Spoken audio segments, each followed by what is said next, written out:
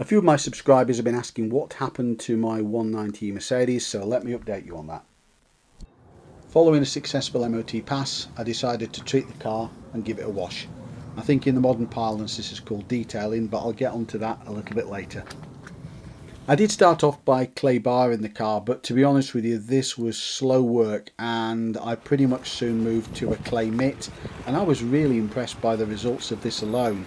Even without polishing, it was a marked improvement in the paintwork. While somebody bought me a dual action machine polisher the previous Christmas, I hadn't actually broken it out of the box, and to be honest with you, I was a bit scared about damaging the paint.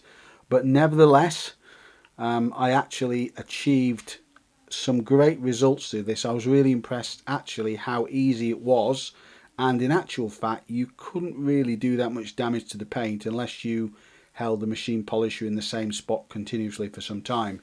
Nevertheless, don't take this as anything other than entertainment. Please look at the professionals for advice. The only thing I would say, it was actually easier to see the impact when I pulled the car into the garage and actually used an inspection lamp on it. But here's the net result, and I'm pretty pleased with that. And I'm also pleased how the car looked when I finally washed it. I'd actually got that desired beaded effect on the paintwork. Really pleased with that.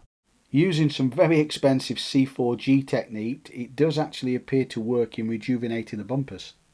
Now, I really like those aerodynamic wheel trims that the car comes with fitted as standard, and to be honest with you, mine were looking a little bit tatty. I think there is a way to refurbish these, and I might look into that. But what I also wanted to try and do is to buy a better set to complete the look of the car. So I managed to find a set locally on eBay for just £45.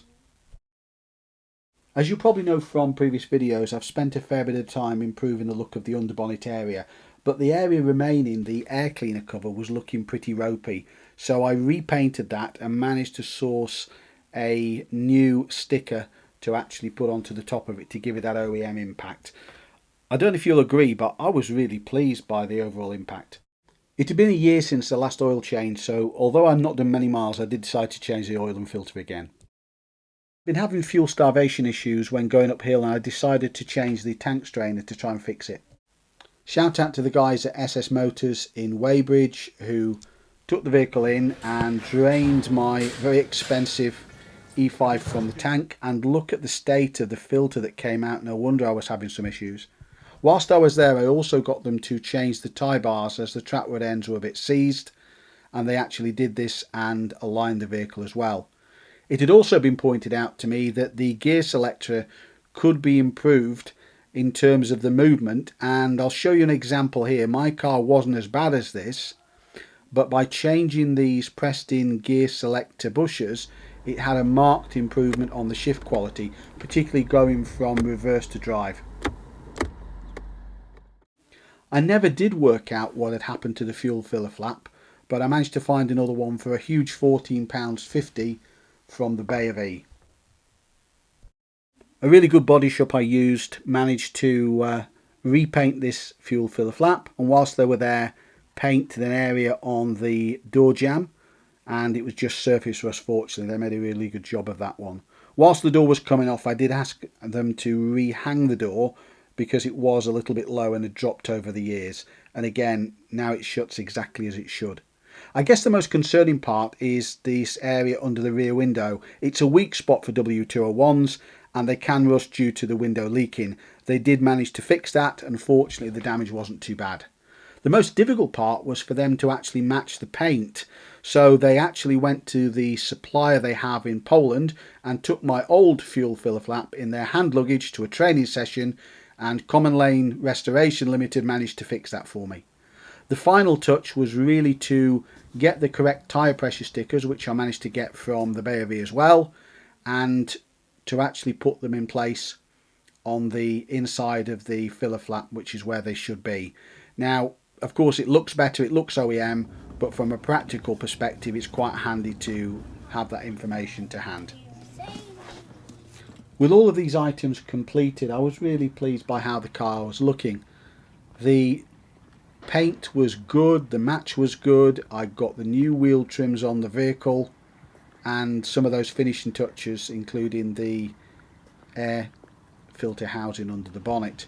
The only remaining item really is that tow bar, which does annoy me a little bit. I haven't got around to removing that yet. That's one of the things that I suspect will be on the list for this year. But overall, the car was ready to hit the road.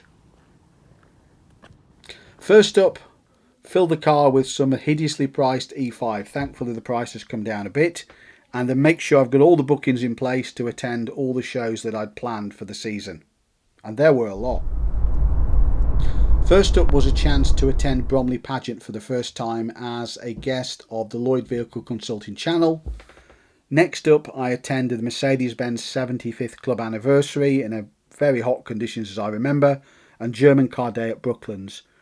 But at the end of the season, I actually managed to attend the Bicester Scramble for the first time, which was really good.